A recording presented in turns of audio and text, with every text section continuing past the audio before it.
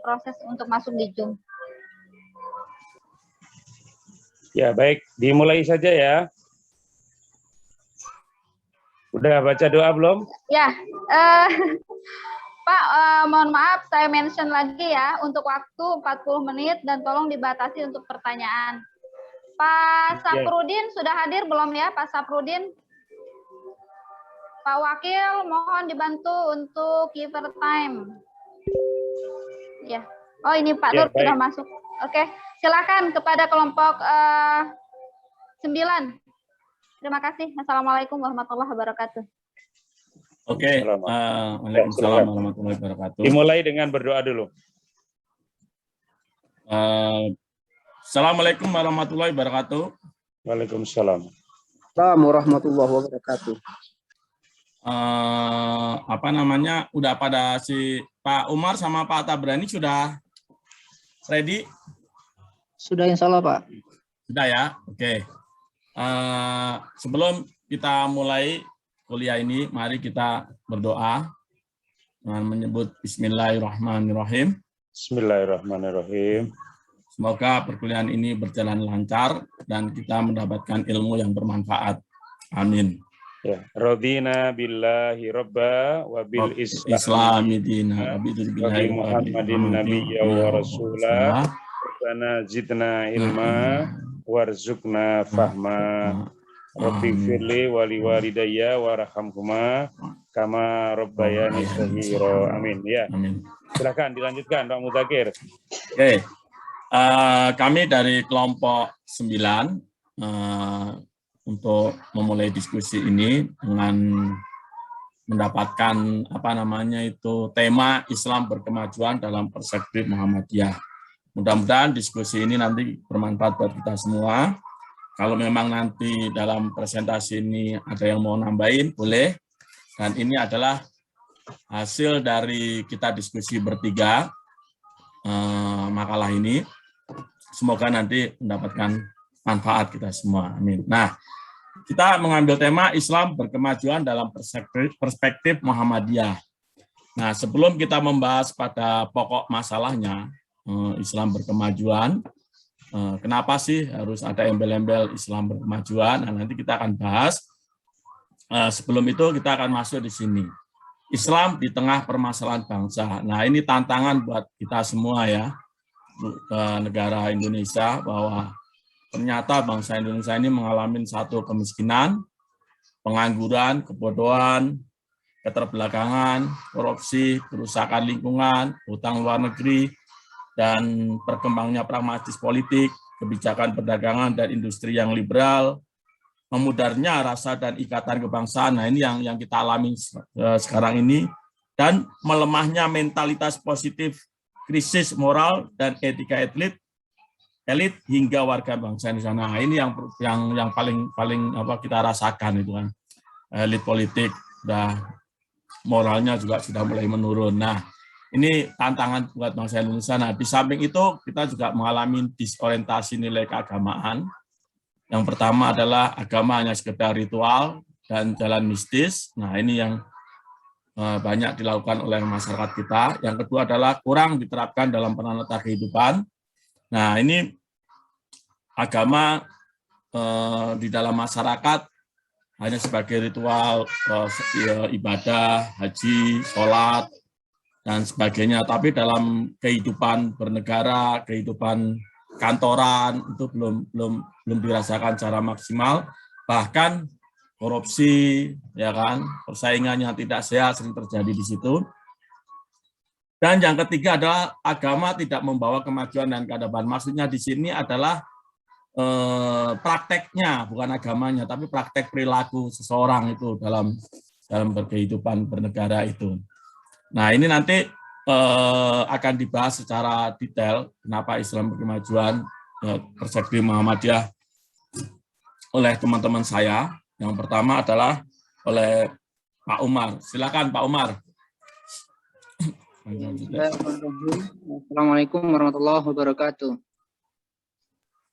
Assalamualaikum warahmatullahi wabarakatuh. Tadi sudah disampaikan sebagai terima kasih banyak Pak. Nah, jadi memang sebenarnya Islam berkemajuan itu dulunya ya hadirnya kenapa? Karena ada banyaknya hal-hal yang tidak maju. Padahal aslinya, pada dasarnya Islam itu hadir adalah membawa kemajuan-kemajuan, kan begitu. Nah, kalau kita perhatikan aspek sejarah kan apa namanya, hadirnya Islam itu ya benar-benar membawa kemajuan. Nah, dasar pemikiran kita yang pertama itu dari perintah Al-Quran dan As-Sunnah. Dalam Al-Quran itu disebutkan dalam Quran surah Al-Alaq yang terkait dengan perintah membaca. Nah, kalau kita benar-benar memahami esensi dari membaca itu tadi, pasti kita akan maju, pasti kita akan unggul, pasti kita akan kaya ilmu pengetahuan, senantiasa belajar, dan kita akan memiliki prinsip-prinsip spirit untuk senantiasa maju, untuk membangun peradaban.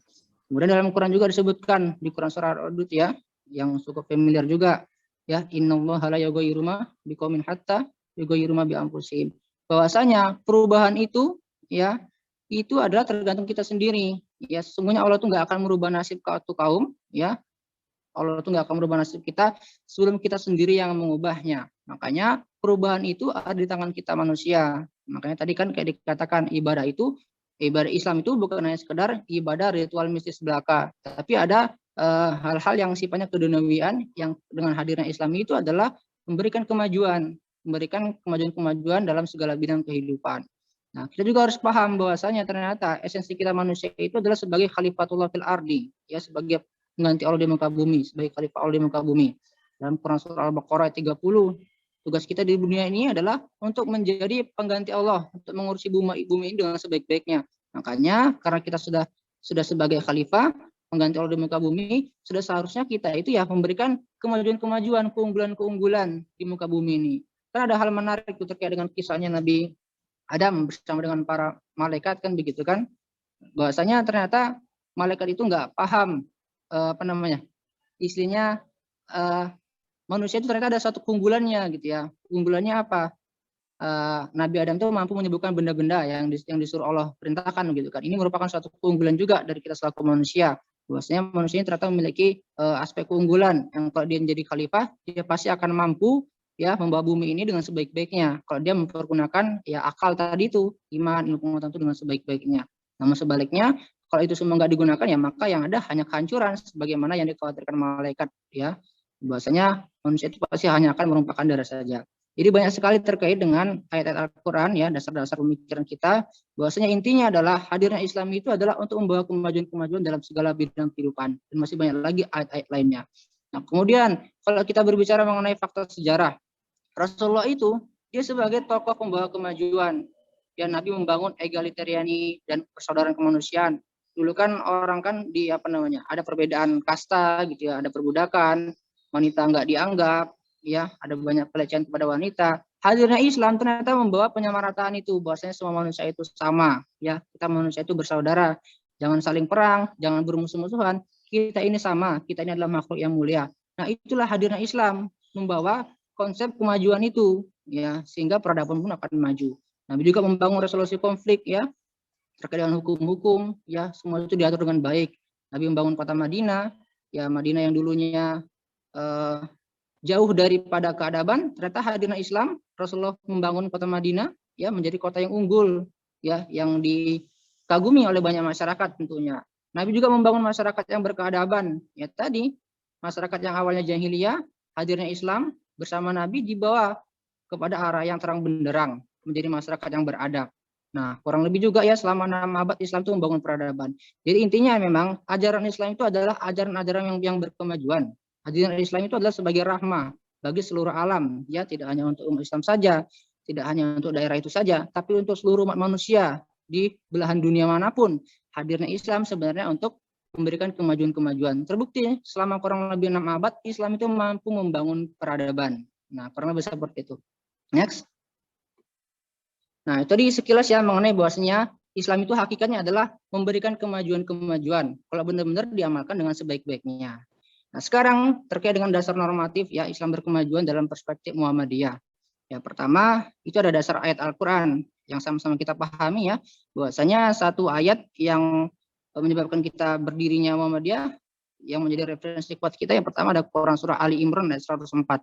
Nah, kalau kita pahami bersama, ternyata ada aspek-aspek kemajuan, spirit kemajuan dalam Quran surah Ali Imran ayat 104 ini. Ya bahasanya kita ini adalah orang-orang terpilih, segolongan orang, bukan main-main kita ini gitu ya.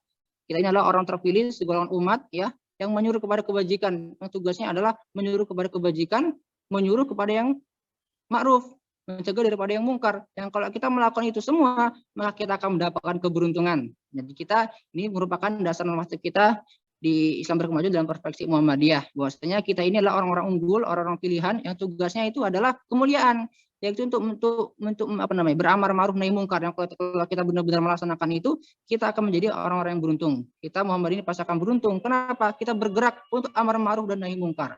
Kemudian juga dikaitkan dengan Quran surah Ali Imran ayat 110, bahwasanya kuntum khairu ummah, ya. Kita ini adalah umat terbaik yang diciptakan untuk manusia. Kenapa? Ada 3 poin utama. Yang pertama adalah kita beramar ma'ruf nahi mungkar yang semuanya itu didasari dengan keimanan kita kepada Allah Subhanahu wa taala.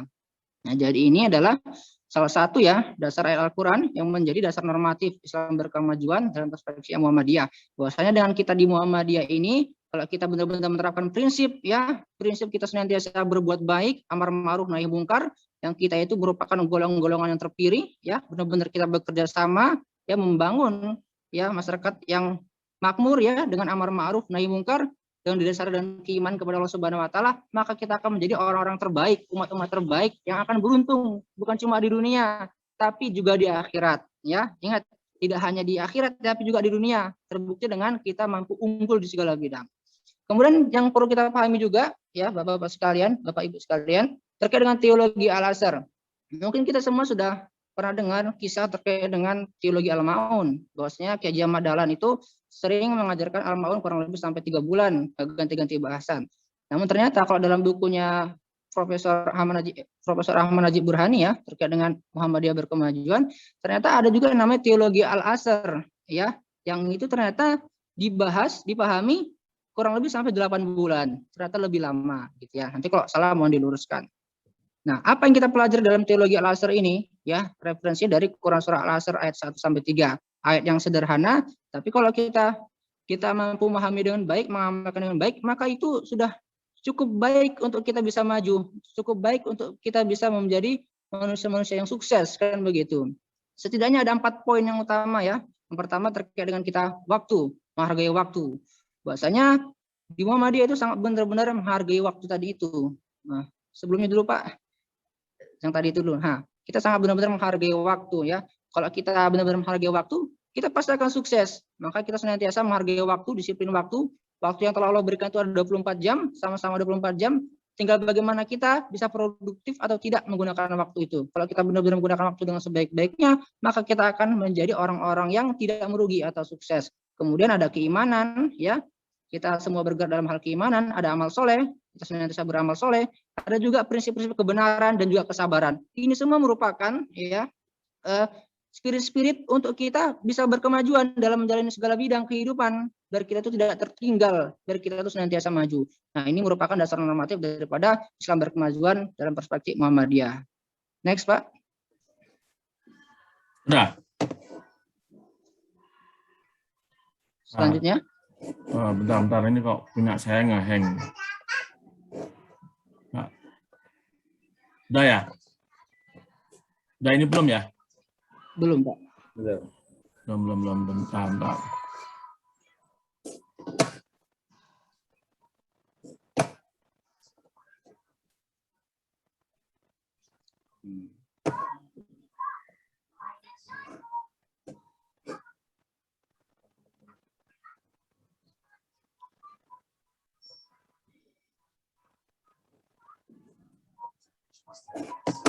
Malam, tam. Aduh.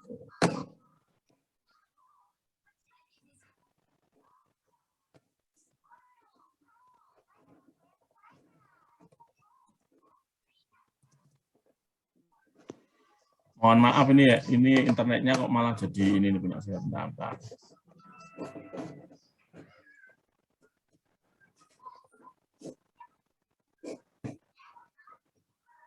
Udah ya.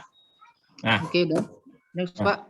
Nah, inilah rumusan Islam berkemajuan dalam pernyataan pikir Muhammadiyah ya, pada abad yang kedua ya. Pertama, Islam yang berkemajuan ya, sebelumnya Pak. Nah, Islam berkemajuan itu menyemaikan benih-benih kedamaian, benih-benih kebenaran ya, kedamaian, keadilan, kemaslahatan, kemakmuran, dan keutamaan hidup secara dinamis bagi seluruh umat manusia. Itulah esensi Islam itu tadi, ya. Bahwasanya benar-benar menyampaikan benih-benih kebenaran, kedamaian, rahmah bagi seluruh manusia. Kedua, Islam berkemajuan adalah Islam yang menjunjung tinggi kemuliaan manusia, baik laki-laki maupun perempuan, tanpa ada diskriminasi. Itulah Islam berkemajuan, ya itulah konsep Islam yang sebenar-benarnya tadi itu. Tiga, Islam berkemajuan adalah Islam yang menggelorakan misi anti perang, anti terorisme, anti kekerasan, anti penindasan, anti keterbelakangan, dan juga anti terhadap segala bentuk perusakan di muka bumi, seperti korupsi, penyalahgunaan kekuasaan, kejahatan kemanusiaan, eksploitasi alam, serta berbagai macam kemungkaran yang menghancurkan kehidupan, dan masih banyak lagi persoalan-persoalan. Intinya, hadirnya Islam itu adalah untuk kemajuan-kemajuan, ya, rahmah bagi seluruh alam. Segala yang kerusakan, ya, kemungkaran itu benar-benar menjadi misi Islam untuk apa? Untuk diatasi dengan baik. Nah, yang keempat, Islam berkemajuan adalah Islam yang secara positif melahirkan keutamaan yang memayungi kemajuan suku bangsa, ras, golongan, dan kebudayaan umat manusia di muka bumi. Jadi tidak ada perbedaan-perbedaan. Yang membedakan manusia itu cuma satu, yaitu ketakwaannya. Sebagaimana dalam Quran surah Al-Hujurat, ya, ayat ke-13. Next, Pak. Nah, implementasi Islam berkemajuan oleh Muhammadiyah. Ini berikut ada beberapa implementasinya, ya. Muhammadiyah itu adalah social movement ataupun gerakan sosial di Indonesia yang mengubah masyarakat tradisional menjadi masyarakat modern. Jadi kalau kita pahami sejarah, ya, pasti banyak sekali, ya, hal-hal tradisional di negeri kita yang diubah menjadi lebih modernis, ya. Kayak zaman dulu kan ketika belajar, ya, masyarakat awam dulu kan belajar kan lesehan gitu kan, belum pakai meja, kursi, papan tulis. Nah, hadirnya Muhammadiyah ternyata membawa itu kepada gerakan yang lebih maju, ya, contohnya kayak pakai meja, pakai kursi, ya, pakai papan tulis, ya, itu semua ternyata merupakan konsep-konsep daripada Muhammadiyah sebagai gerakan sosial, ya, yang mengubah masyarakat tradisional menjadi masyarakat modern. Itu salah satunya. Bahkan Ahmad Dahlan juga ketika mengajarkan apa itu Islam pada murid-muridnya juga ternyata sudah memakai yang namanya alat bantu seperti biola gitu kan. Ini kan bukti juga bahwasanya ternyata kita ternyata sudah cukup maju dulu. Sekarang biola saja sudah cukup apa ya, unggul lah gitu ya kalau ada orang pakai biola kan. Dulu ternyata pada tahun 1900-an ternyata Ahmad Dahlan sudah memperkenalkan itu kepada murid-muridnya. Itu juga merupakan salah satu contoh, ya, bahwa ternyata hadirnya Muhammadiyah membawa masyarakat tradisional menjadi masyarakat yang modern, tapi tetap bersumber kepada batasan-batasan, yaitu Al-Quran dan Al-Sunnah. Yang kedua, Muhammadiyah mengubah masyarakat yang tidak punya tradisi literasi menjadi masyarakat yang punya tradisi literasi, seperti membaca dan menulis. Terbukti, ya, dengan banyaknya sekolah-sekolah, lembaga pendidikan di Muhammadiyah yang semuanya itu adalah untuk menggemakan, ya, memudayakan tradisi literasi, membaca, menulis. Dan yang ketiga, Muhammadiyah merubah cara berpikir masyarakat yang kolot, ya, yang konservatif menjadi muslim yang berpikir maju, berpikir rasional, dan berpikir, ya, objektif. Nah, pada titik ini juga Muhammadiyah telah melahirkan banyak tokoh pahlawan nasional dalam perjuangan kemerdekaan dan kemajuan bangsa, ya, seperti Jenderal Sudirman misalnya, dan juga Buya Hamka misalnya, ataupun Presiden Soekarno dan sebagainya macam. Tentunya banyak tokoh-tokoh yang semua itu tokoh-tokoh yang membuat spirit kemajuan, ya, yang mencirikan Islam yang berkemajuan. Terbukti dengan banyaknya gemilang yang mereka lakukan membawa kemajuan bagi negeri kita ini. Yang keempat, Muhammadiyah menghadirkan diskusi nyata atau kata-kata baru yang sebelumnya itu belum ada, seperti sekolah modern, rumah sakit, dan juga mendirikan organisasi perempuan, ya. Satu-satunya gerakan perempuan yang didirikan organisasi Islam adalah, ya, Muhammadiyah dengan mendirikan Aisyah pada tahun 1917, ya. Ketika umat Islam itu melarang keterlibatan perempuan di ranah publik, ternyata Muhammadiyah malah membuka ruang bagi perempuan itu untuk bisa berkiprah di ranah publik. Terbukti dengan adanya organisasi Aisyah yang telah didirikan begitu lama pada tahun 1917. Oke, saya rasa itu. Selanjutnya saya kembalikan kepada materi selanjutnya Bapak Tabrani. Agak dipercepat dikit, ya, waktunya sudah mepet untuk presentasi nanti biar tanya jawabnya lebih banyak lagi. Silakan Pak Tabrani. Oke, terima kasih Bapak. Saya izin melanjutkan. Tadi sudah dipanjangkan panjang lebar sebenarnya. Jadi saya melanjutkan di sini. Kita tahu bahwa Muhammadiyah itu tak pernah lepas dari Kiai Haji Ahmad Dahlan, ya. Jadi saya ingin mengetahui lebih lanjut tentang Muhammadiyah. Saya nonton film dulu, Pak. Karena saya bukan dari Muhammadiyah, saya dari NU, Pak. Karena memang belum sama sekali mengetahui tentang Muhammadiyah, maka cara saya paling cepat nonton filmnya, Sang Pencerah. Jadi dari film itu saya sudah menangkap secara global bagaimana Islam berkemajuannya Muhammadiyah. Nah, pertama adalah dengan cara rasionalisme. Nah, rasionalisme, yang dimaksud dengan rasionalisme ini adalah Kiai Haji Ahmad Dahlan membuka pikiran pada umat Islam di Yogyakarta ketika itu, khususnya daerah Kauman, untuk terbuka, kemudian kritis, dan selanjutnya adalah dialektis. Jadi kita lihat di film itu bagaimana beliau mencoba untuk membuka dari segi pakaian dulu. Nah, jadi Kiai Haji Ahmad Dahlan Jadi satu nih, mengganti pakaian beliau menyerupai orang-orang kamu dari belakang, aku dari depan. Membuat Kiai Haji Ahmad Dahlan kan seperti kiai yang dianggap tanda petik kafir. Karena dari situ beliau sudah terbuka dengan masalah-masalah di luar Islam, yang mana ketika itu mantasyabbaha biqaumin bahwa minhum itu sangat kental sekali. Siapa yang mengikuti tradisi atau budaya orang lain yang di luar Islam, maka itu dianggap kafir. Tapi kata Kiai Haji Ahmad Dahlan enggak. Nah, gitu. Namun nanti masuknya rasionalisme ini di sini nanti lebih kepada ijtihad ya sebenarnya. Ijtihad, jadi beliau membuka selebar-lebarnya ijtihad untuk mengulang kembali bagaimana beragama Islam. Nah, Islam itu enggak cuma doktrin ya. Jadi harus tidak cuma dogma-dogma, harus dikritisi. Bagaimana nih? Kan dulu katanya di Kauman, di Jogja, di Masjid Gede, itu kan kiblatnya salah. Udah turun-menurun salah. Nah, gimana nih ijtihad beliau? Ijtihad beliau ini salah, harus dirubah kiblatnya. Yang arahnya mungkin daerah lurus, beliau serong ke kanan. Nah, itu. Jadi ijtihad beliau di situ sudah mulai dilakukan. Selanjutnya adalah yang kedua, pragmatisme. Maksudnya pragmatisme ini adalah keberanian untuk menyerap kebaikan dan kearifan dari berbagai sumber selama itu tidak bertentangan dengan Al-Quran dan As-Sunnah. Jadi apapun itu selama tidak bertentangan dengan Al-Quran dan As-Sunnah, yang nggak apa-apa kita pakai. Ya, kita pakai aja. Ya, contohnya tadi pakai biola, kemudian pakai meja, pakai papan tulis, yang mana ketika itu para kiai, para ulama belajarnya cuma lesehan. Nah, itu. Jadi apapun itu selama tidak bertentangan dengan Al-Quran dan As-Sunnah, pakai aja. Nah, itu yang dilakukan oleh Islam berkemajuannya Muhammadiyah. Selanjutnya adalah vernakularisasi. Jadi maksudnya adalah langkah mentransformasi tradisi menjadi sesuatu yang fungsional bagi kehidupan. Jadi ketika itu yang paling menonjol itu ketika khutbah Jumat, yang mana biasanya pakai bahasa Arab di semua masjid, maka beliau punya inisiatif untuk merubahnya pakai bahasa Jawa. Dan itu ternyata juga berlaku di seluruh Indonesia sebenarnya, pakai bahasa Indonesia, ada yang mungkin pakai bahasa Sunda dan lain sebagainya. Jadi adanya vernakularisasi, yang mana dulunya orang mengklaim bahwasanya Islam itu harus Arab. Enggak, Islam enggak cuma itu, ya. Islam bisa saja kita gunakan ke budaya kita, misalnya ketika itu bahasa Jawa, kita gunakan bahasa Jawa. Nah, seperti itu. Selanjutnya, Pak. Kemudian 5 pilar Islam berkemajuan, Muktamar Muhammadiyah ke-47, ini kalau salah mohon dikoreksi, saya mengambilnya di Suara Muhammadiyah, dan ini yang paling mendasar ya, ibaratnya masjid tanpa ada pilar, itu pasti roboh. Jadi 5 pilar Islam berkemajuan Muhammadiyah, yang pertama adalah Tauhid yang murni. Ini nanti menegasikan TBC dan lain sebagainya.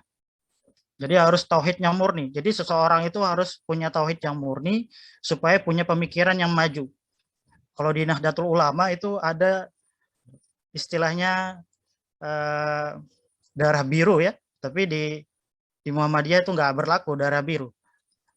Selama dia manusia itu sama, yang membedakan hanya takwanya doang. Nah itu. Selanjutnya yang kedua adalah pendalaman tentang Al-Quran dan As-Sunnah harus terbuka. Jadi intinya apapun itu harus kembali kepada Al-Quran dan As-Sunnah. Kemudian yang ketiga, amal soleh, fungsional, dan solutif. Nah ini yang menjadi keunggulan Muhammadiyah. Banyak sekali amal-amal soleh yang berupa pendidikan, kesehatan, ya itu yang paling menonjol. Karena emang dari awal Kiai Haji Ahmad Dahlan itu lebih condong ke pendidikan dan kesehatan. Kemudian yang keempat, berorientasi kekinian dan masa depan. Dan ini yang jadi satu hal yang paling menurut saya paling menggelitik saya, karena kita di Nahdlatul Ulama itu lebih suka berkutat dengan kitab-kitab klasik, Pak. Jarang kita itu berbicara tentang masa depan, gimana caranya bikin ini, enggak. Tapi Muhammadiyah itu yang menonjolnya di sini, dia lebih kekinian dan lebih melihat ke masa depan.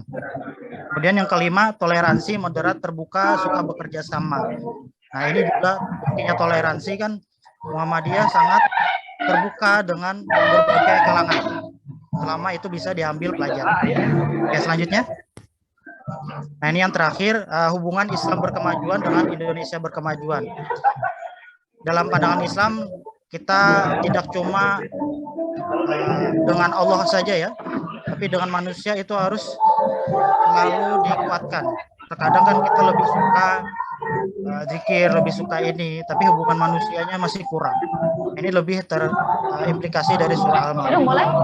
Dan selanjutnya, agama bagi kehidupan bangsa Indonesia dapat dijadikan sebagai nilai pedoman hidup. Jadi pedoman hidup Islam itu tidak hanya sebagai dogma saja. Harus ada panduan moral dan ada etos kemajuan. Selanjutnya yang terakhir, berbagai macam krisis dalam kehidupan berbangsa dan bernegara, termasuk merebaknya korupsi, kemaksiatan, dan ketidakadilan ini sangat tidak disukai oleh umat Islam, khususnya dari Islam berkemajuan.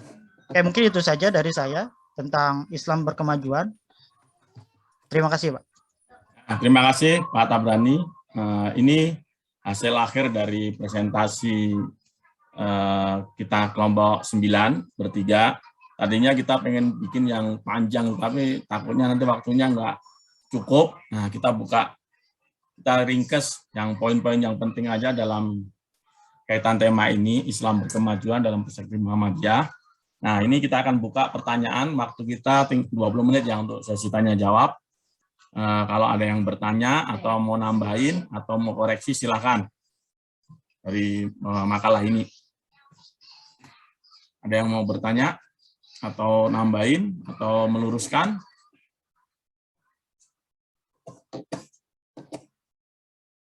Kalau tidak ada yang bertanya, berarti materi kita cukup jelas ini. Pak Umar sama Pak Tabrani menjelaskan dengan baik, sehingga tidak ada yang bertanya. Oh, kita mancing ini siapa yang mau bertanya ini. Pak Sukri ya, mau bertanya ya? Masih unmute itu Pak Sukri. Tolong dibuka. Nah, silakan Pak Sukri. Oh, Pak Abu Salim ya? Pak Abu Salim, silakan Pak Abu Salim. Kita buka 3 pertanyaan aja ya. Boleh nggak Pak Nur 3 pertanyaan dulu? Nanti kalau ada waktu baru ditambah lagi. Oke, Pak Sukri dulu ya tadi ya. Oke, Pak Sukri, silakan Pak Sukri. Oke, saya masuk ya Pak.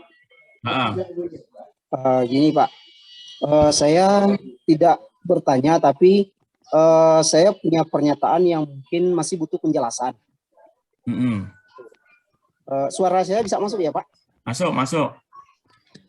Jadi begini Pak, dalam Islam berkemajuan, khususnya Indonesia, itu menurut saya dari formula yang telah dilakukan oleh kader-kader Muhammadiyah, misalkan Bung Karno, Jenderal Sudirman, kemudian ada Ahmad Dahlan, A.R. Fahrudin, bahkan mereka itu tidak hanya dengan lisan mereka, tapi mungkin mereka juga dengan perbuatan yang sudah mereka lakukan. Jadi formula-formula yang dibuat oleh kader-kader Muhammadiyah, bahkan petinggi-petinggi negara itu, menurut saya itu sudah baik. Cuman ada dari kita itu, khususnya anak bangsa di zaman sekarang itu, sepertinya sudah kekurangan akhlak atau mungkin moralitas bangsa itu yang sudah kurang. Nah, kira-kira penjelasan yang saya butuhkan itu ada nggak yang salah, yang mungkin kita sudah melampaui batas, atau mungkin kita juga sudah berlebihan dalam hal duniawi, sementara kita melupakan, artinya kita banyak berpikir tapi mungkin kurang berzikir, begitu mungkin ya kalau bahasanya agak modern dikit.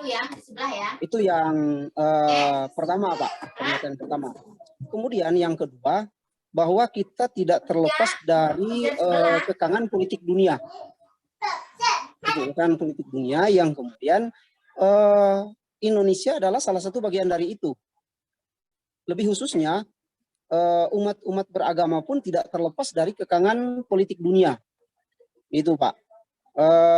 Saya butuh penjelasan atas pernyataan itu Pak. Terima kasih.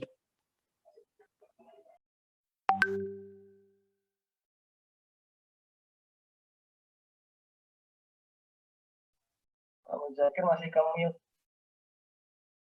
Maaf.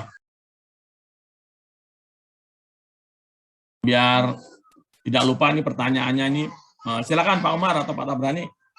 Yang pertama itu bahwa formula Islam berkemajuan itu sudah ada dari zaman dulu, dari zaman Bung Karno, dari zaman Sudirman, itu sudah itu. Nah, ada yang salah nggak atau yang berlebihan dari praktek-praktek yang sekarang itu kok sepertinya adanya disorientasi gitu ya Pak Skrian dia? Iya benar. Nah, itu. Oke, izin Pak. Silakan Pak. Memang ya, saya sepakat ya bahwasanya formula Islam berkemajuan itu ya sudah cukup baik. Tinggal bagaimana kita mampu mengimplementasikan dengan baik. Tokoh-tokoh di Muhammadiyah sendiri saja sudah menerapkannya dengan baik, dengan keteladanan gitu kan. Nah, terkait dengan anak muda hari ini yang moralitasnya kurang, akhlaknya kurang baik, itu saya rasa memang ya itu lebih kepada belum masuknya itu sendiri ya, cahaya Islam sendiri kepada diri anak muda ya. Mungkin ya karena pendidikannya kurang baik, mereka emban ya, mereka kurang baik dalam hal mengaji, sehingga Islam itu belum mampu dipahami dengan baik ya. Atau mungkin anak muda Islam di Muhammadiyah hari ini mungkin ya masih belum memahami Islam berkemajuan itu dengan baik, sehingga belum mampu mengamalkannya dalam kehidupan sehari-hari ya, begitu. Tapi yang jelas kalau dari segi formula saya rasa itu sudah cukup baik kalau kita sama-sama baca, sama-sama pahami, apalagi dengan contoh nyatanya yang telah dibangun oleh para pendiri Muhammadiyah, tokoh-tokoh di Muhammadiyah, sudah cukup baik. Tinggal bagaimana kita mampu mengembangkannya. Makanya pelajaran juga bagi kita semua, khususnya juga anak-anak muda ya, kita ya karena kita sebagai pewaris ya, apalagi saya juga masih muda kan gitu kan, sebenarnya pelajaran juga sama saya. Biasanya ya kita harus mampu memahami spirit Muhammadiyah yang berkemajuan ini. Ya, Islam berkemajuan dalam perspektif Muhammadiyah ini itu perlu diwariskan. Kalau bukan kita yang memajukannya, yang mewarisnya siapa lagi? Makanya penting bagi kita untuk senantiasa belajar, senantiasa mengaji. Ini kalau saya perhatikan ya, saya juga dari Angkatan Muda Muhammadiyah. Di masjid-masjid Muhammadiyah ketika ngaji saja, anak mudanya itu bisa dikatakan tidak ada. Ini kan miris kita. Jadi kayak mana spirit Islam berkemajuan itu bisa diamalkan, bisa diteruskan. Kan begitu. Jadi memang saya sepakat juga ketika anak muda sekarang ini belum memahami Islam berkemajuan ataupun moralitas masih kurang. Karena ketika pengajian di Muhammadiyah saja, di masjid-masjid Muhammadiyah misalkan, anak mudanya itu bisa terhitung. Ya, yang ada kebanyakan hanya orang tua. Padahal mereka hanya sekadar pemberi nasihat saja. Yang meneruskan perjuangan Muhammadiyah ini siapa? Ya kita anak muda kan seperti itu seharusnya.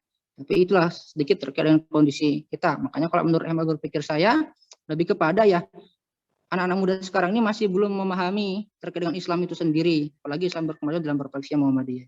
Saya rasa itu, Pak. Oke, itu ya Pak Sukri ya. Itu tantangan khususnya pada Muhammadiyah dan umumnya pada umat Islam. Sebenarnya kondisi seperti ini tidak hanya dirasakan di Indonesia aja. Pada saat saya kunjungan umroh di Mekah atau di kunjungan ke Turki segala macam yang mayoritas Islam itu sama mengalami hal yang serupa gitu loh. Praktek-praktek Islam atau praktek keagamaan itu hanya bergaung di masjid, tapi dalam praktek keseharian perilaku itu mereka masih jauh dengan apa namanya itu dengan keagamaan gitu, tidak bisa membumi gitu loh. Prakteknya ya bukan agamanya ya gitu. Dan yang pertanyaannya kedua ya, masih ada yang kurang Pak Sukri?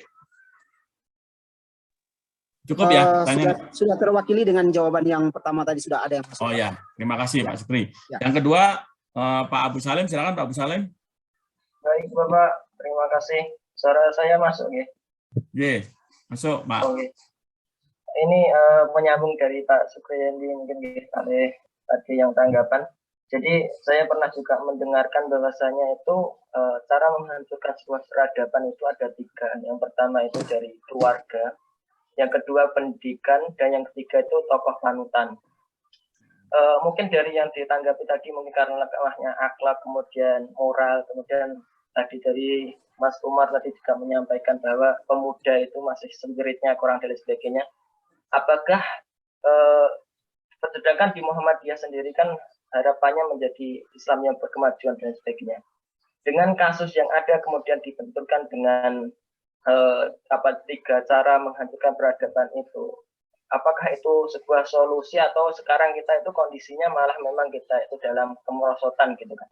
Mungkin kalau dalam hal keluarga, mungkin sekarang ibu rumah tangga itu, saya kalau pas mendengarkan itu, ibu rumah tangga itu malu dengan menjadi ibu rumah tangga. Yang kedua itu pendidikan. Pendidikan itu sekarang itu guru itu, guru-guru entah di Muhammadiyah, entah guru-guru di umum itu, makanya sangat jika menghargai adab ke guru itu sangat kurang, sehingga sampai ada itu murid itu berani sama guru dan sebagainya. Sehingga kalau semua murid itu ditepeleng sama guru, orang tuanya malah yang marah sama guru dan sebagainya. Kemudian yang ketiga itu terhadap dengan tokoh panutan. Sekarang banyak tokoh panutan, mungkin ulama, kiai, dan para pemikir-pemikir Islam yang cerdas gitu. Tapi sekarang banyak yang tidak dianut dan malah banyak fitnah-fitnah yang ditujukan kepada tokoh-tokoh Islam itu. Nah, mungkin minta tanggapan atau bagaimana semua sebagai kita seorang pemuda itu mewujudkan peradaban lagi yang mau hancur gitu ibaratnya itu.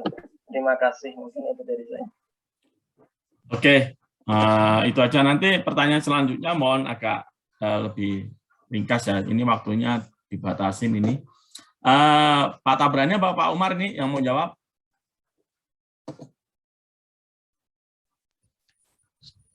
Pertanyaan Gimana secara ini? singkatnya gimana tadi, Pak? Maksudnya gimana?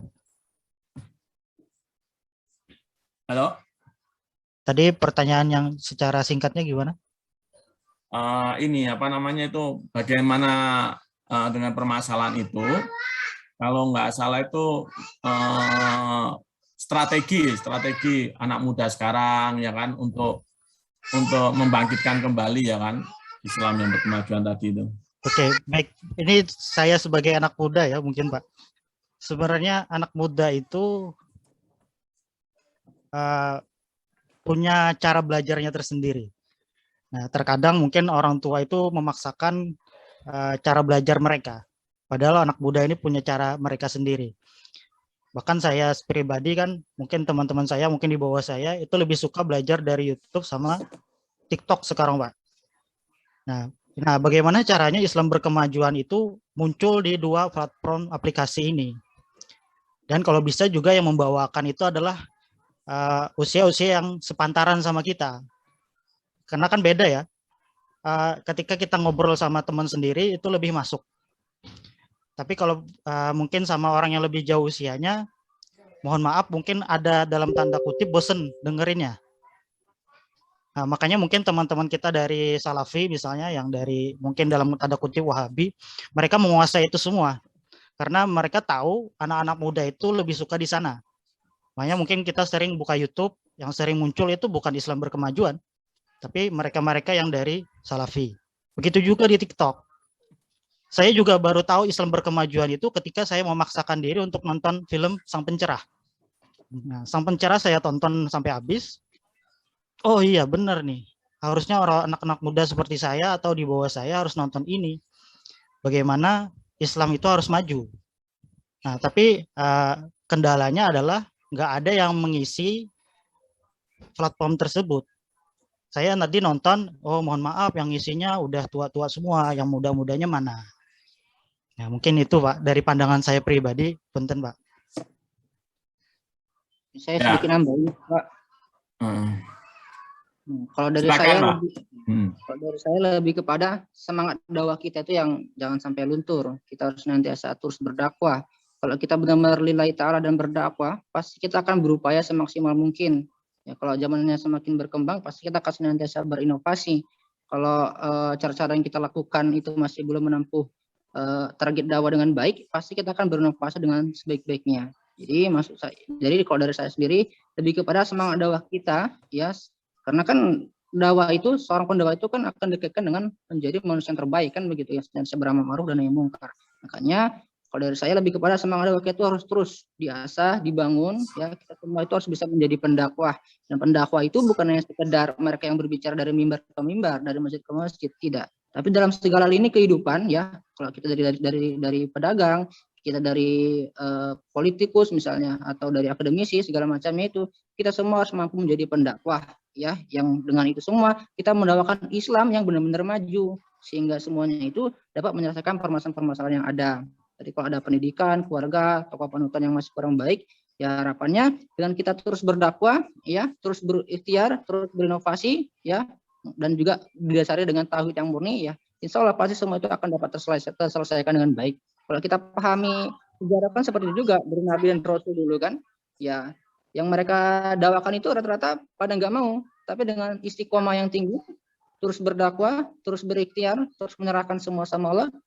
Dan lama-kelamaan ternyata ada juga jalan dan semua itu mampu teratasi dengan baik. Makanya yang paling utama ya dari spirit Islam berkemajuan ini ya dalam menyelesaikan permasalahan-permasalahan yang ada, spirit dakwah itu jangan sampai pernah berhenti ya. Kalaupun lelah ya harapannya bisa terus bangkit ya, terus kita bergerak bersama-sama. Dan juga harapannya jangan jadi pendakwah yang sendirian, tapi kita menjadi pendakwah yang bersama-sama, bersinergi biar kita mampu menyelesaikan pengentasan masalah dengan sebaik-baiknya ya, biar lebih terselesaikan dengan baik segala persoalan yang ada. Dan lagi-lagi ditekankan ya, berdakwah itu bukannya sekedar dari mimbar ke mimbar, tapi dari seluruh aspek kehidupan kita harus mampu menjadi seorang pendakwah. Sebagaimana sahabat dulu, ada yang pedagang, berdakwah dalam hal diplomasi, berdakwah dalam hal pendidikan dan lain sebagainya. Saya rasa itu, Pak.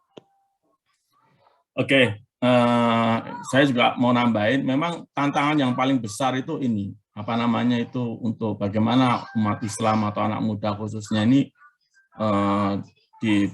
dibekali dengan yang cukup.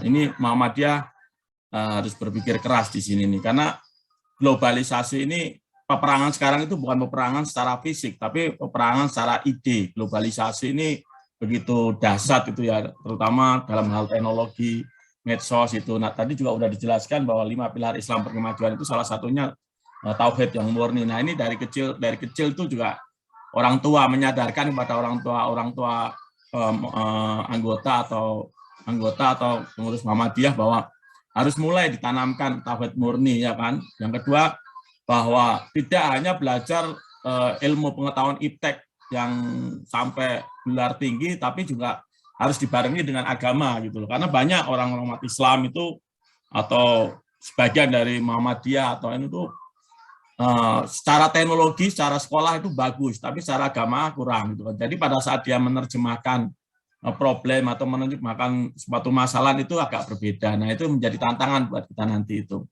Itu ya. Nanti pertanyaan yang ketiga, Pak Mulyadi. Pak Abu Salim gimana Pak Abu Salim? Cukup ya? Cukup Bapak, terima kasih. Ya, terima kasih Pak Abu Salim. 3 Pak Mulyadi. Masih boleh Pak, tanya Pak. Waktunya masih cukup nggak ya? Bu Sri? Cukup, waktunya sudah bagaimana? Masih boleh? Atau masih gimana? Boleh nggak? Atau kalau kurang nanti lewat WA aja ininya. Masih boleh nggak? Ini sebagai, ini Bu Sri sebagai... Waktunya sudah cukup. Oh, udah cukup ya? Berarti udah selesai ya, ini ya? Iya, Pak Munzir. Lihat WA aja. Oke, kalau gitu nanti lewat WA aja diskusinya.